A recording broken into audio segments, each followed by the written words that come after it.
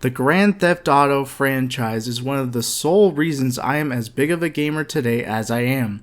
These games were the perfect stress reliever for me in times of my life where it was rough, in times where I was unpopular and didn't have that many friends. It was around this time, roughly 2003, maybe 2004, where I got my hands on Grand Theft Auto Vice City. I remember going into my local game store, which at the time was called Game Crazy, attached to Hollywood Video, where I looked at the cover of a game of a series I've never seen before, Vice City.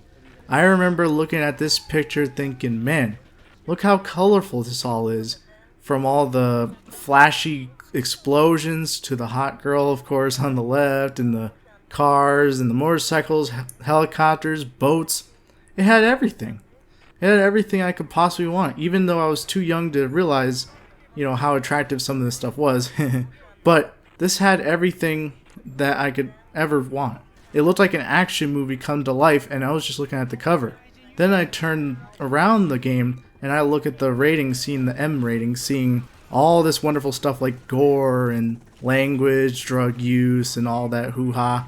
And I'm just like, man, what is this game? It looks like, to a young child, it looked phenomenal. And obviously, I was blessed with great parents who let me play this kind of stuff. But luckily for me, I picked up this game, I go home and I play it. My mind was blown. And at the time I didn't really have a great grasp of how to play the game properly or do the missions.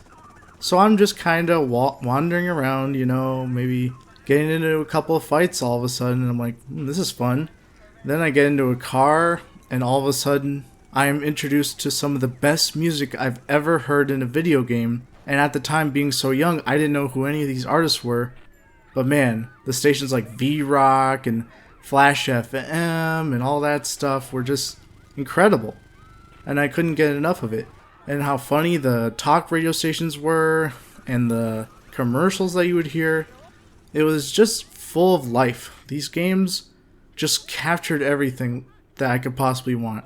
Fast forward maybe a month or so after playing the game, suddenly I'm introduced to something called cheat codes, where I would go on to websites based on what friends would tell me, and then all of a sudden there's all these combinations you could enter, and to this day I remember a good chunk of cheat codes from these games just based on memory alone, muscle memory and what have you. You would get pages of cheat codes and just enter them and just see what happens. Like, this kind of stuff was unheard of, and it still is unheard of at the time, which is mind-blowing to me, because I think cheat codes really enhance games in my opinion.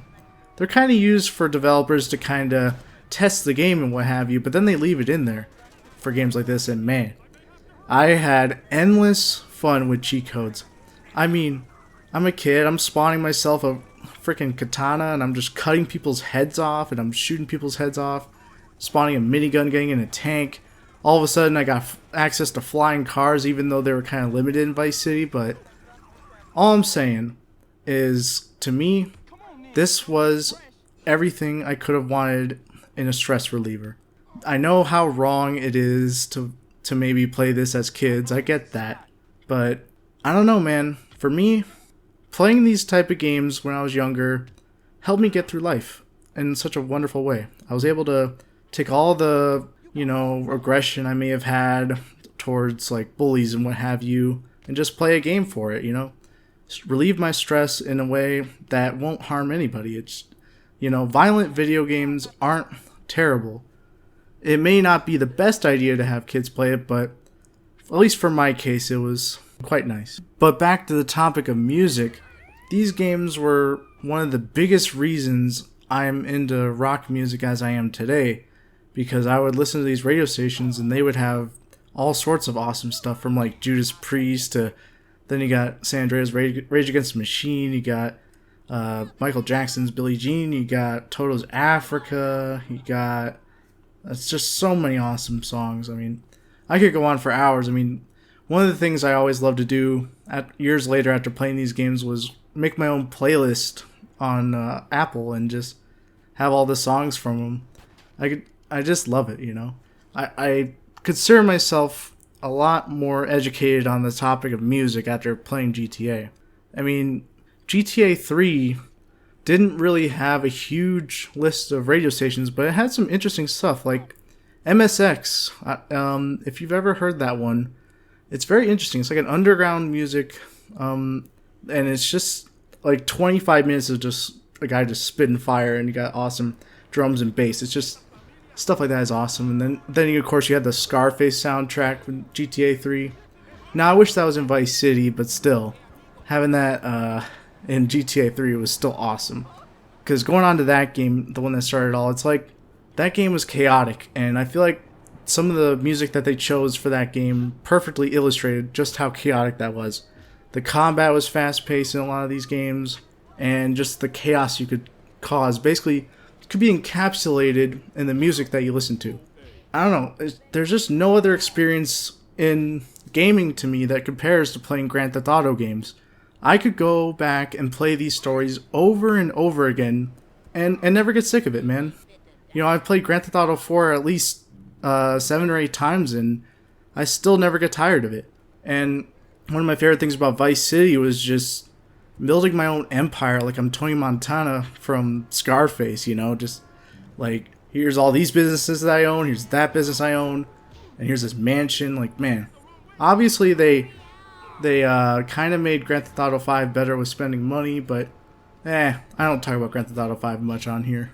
But anyway, I just want to get a sound off in the comments. How many of you back in the day would invite your friends over and then just pass the controller left and right? You know, like, here, you go cause as much mayhem as you can before you die, and then you pass it off to your friend who does the same. Maybe even throw some cheat codes in there. But then, you know, now we move on to like San Andreas, where there's like 3 different cities, and they're all really awesome.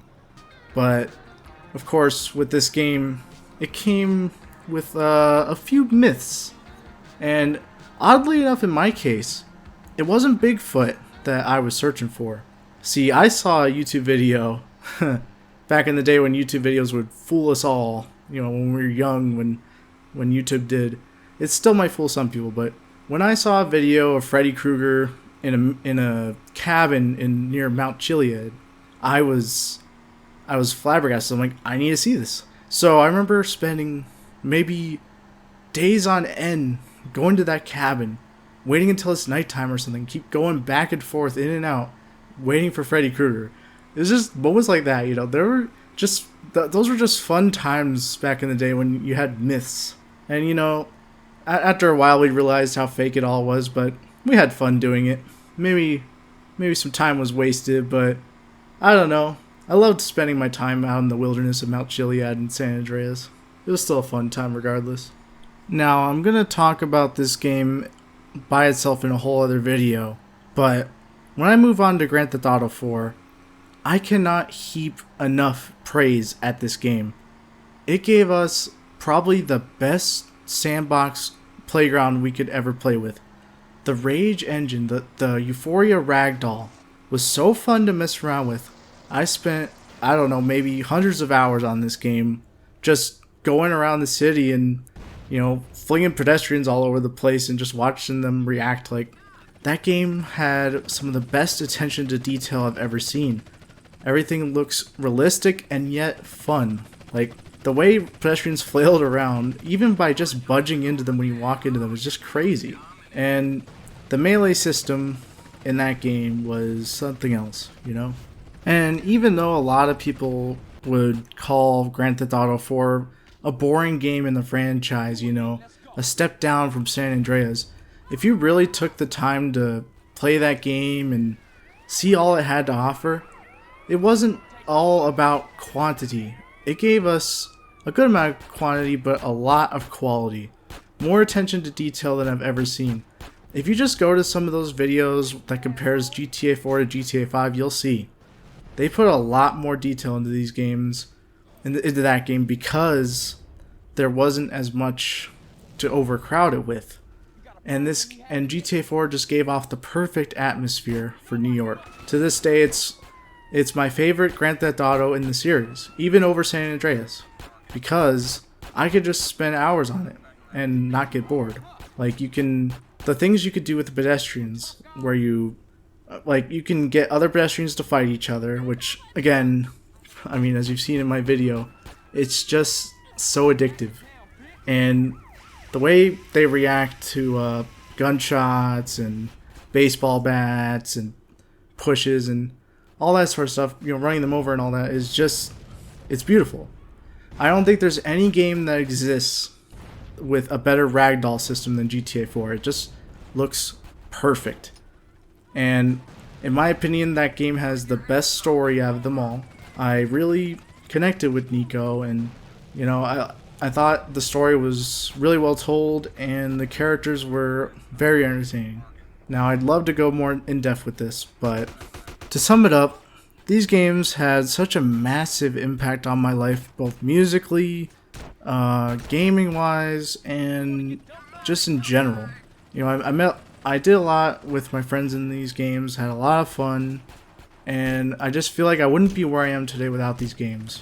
So, you know, with this upcoming remaster, I really hope that while they are doing a lot to update the game to make it fresh and make it a lot more modern, I really hope they keep all the stuff that made those games so fun for me.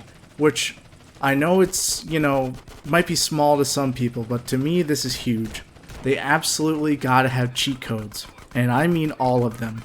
I mean, if I had to choose between all the cheat codes for these games or, you know, having every single song in the radio stations, I would actually choose cheat codes, because I've played some of the ports of these games with not all the songs in there, and you know, while that's you know, it sucks. I hate not having songs in games, but not having the cheat codes would be worse, because it gave those games a bigger identity than they even already had. Like, come on, my generation grew up and we just went crazy with cheat codes. So please, Rockstar, hear me out.